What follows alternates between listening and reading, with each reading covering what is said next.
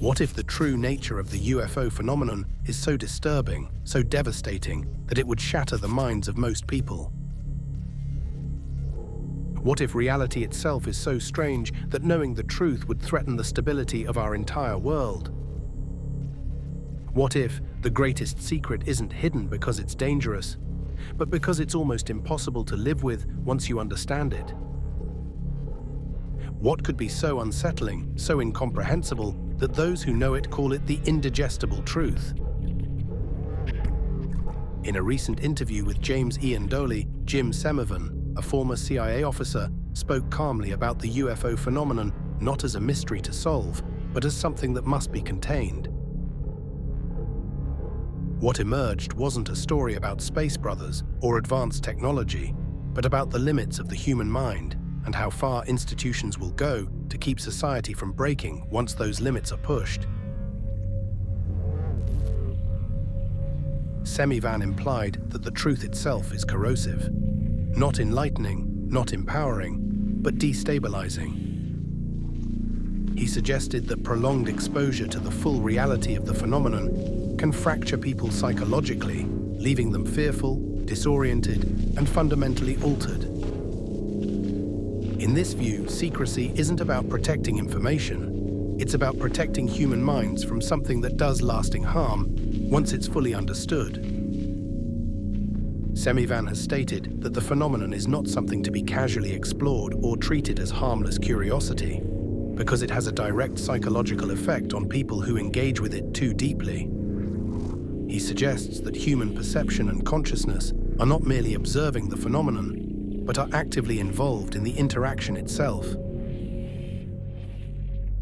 According to Semivan, full disclosure isn't avoided because of panic or religious fallout, but because revealing the full picture could destroy the shared structure that keeps our sense of reality coherent. Whatever lies behind the phenomenon, he argues, does not operate by human rules, timelines, or moral frameworks. And once someone truly understands what they are encountering, they don't walk away enlightened or empowered. They walk away changed, often in ways that are deeply unsettling and impossible to undo.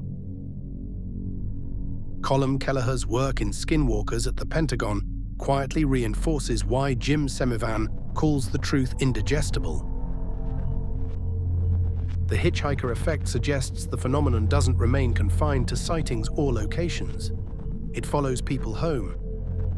It bleeds into families and perception itself. Whatever is being encountered behaves less like a passive object and more like an intelligence that notices attention and responds to it. That alone shatters the safe idea of UFOs as advanced hardware. If interaction carries consequences, if exposure creates lasting psychological or physiological effects, then the phenomenon stops being something you study and becomes something that studies you back. That is the kind of truth institutions cannot casually release, because it turns curiosity into risk and knowledge into liability. The real danger isn't learning the truth. It's what happens when too many people learn it at the same time. If the phenomenon destabilizes individuals, then exposing it to entire societies risks something far worse than panic. It threatens identity, belief, and the shared narratives that hold civilization together.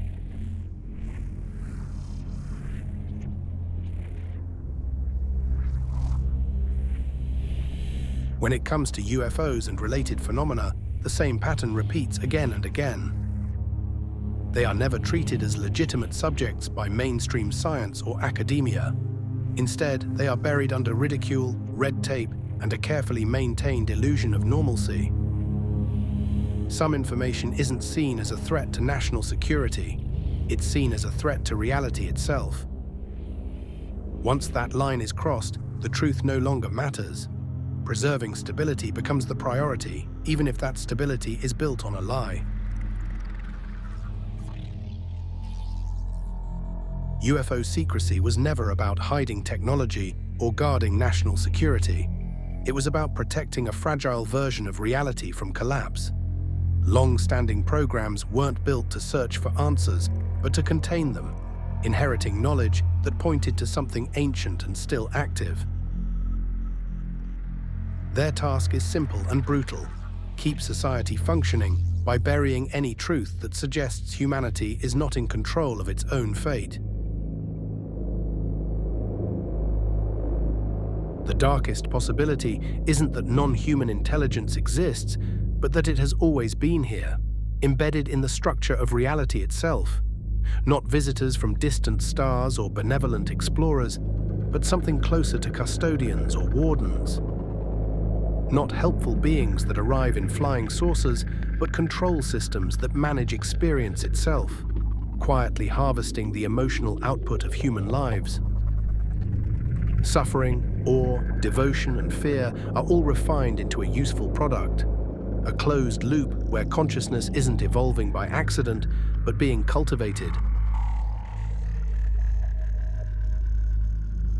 If consciousness isn't bound to the body, but can be altered, harvested, or reused, then human life takes on a far darker meaning.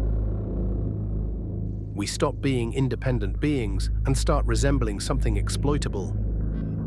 That realization doesn't just disturb people, it dismantles the belief systems that give life meaning, order, and purpose.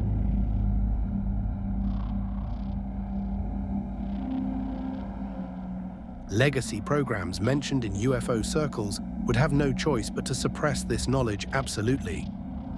A society cannot function if people believe their suffering is engineered, their inner lives are interfered with, and their history is shaped by containment rather than growth.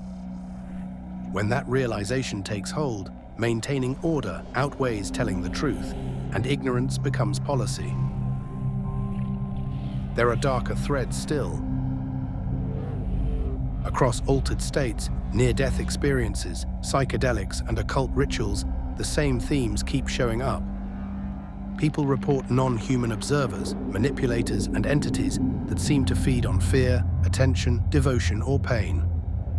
Whether framed as angels, demons, jinn, or interdimensional intelligences, the implication is the same. Human consciousness may be interacting with something that does not have human interests at heart. If the interaction between human consciousness and the phenomenon can be studied, predicted, or controlled, it stops being a mystery and becomes a weaponized system. At that point, perception itself turns into an interface, something that can be accessed, redirected, or exploited for purposes we do not fully understand or control. Jim Semivan has hinted that the reality behind the phenomenon isn't just frightening, but psychologically corrosive, something the human mind instinctively recoils from. The programs guarding this boundary persist across generations, adapting their language while preserving their purpose. Because if that framework collapses, what surfaces may not be freedom, but the realization that humanity was never alone, never fully in control, and never the true author of its own fate. More disturbing still is the possibility that the intelligence shaping our world is not distant or absent, but foundational. Not a visitor, but an architect. Godlike caretakers woven into the structure of reality itself, managing systems, guiding outcomes, and quietly influencing governments and intelligence institutions to keep the deeper truth contained. And once that realization settles in, it completely rewires how reality feels. There is no path back to innocence or denial. What is seen cannot be unseen. Because the moment understanding clicks, you're forced to confront the possibility that your life was never entirely your own to begin with.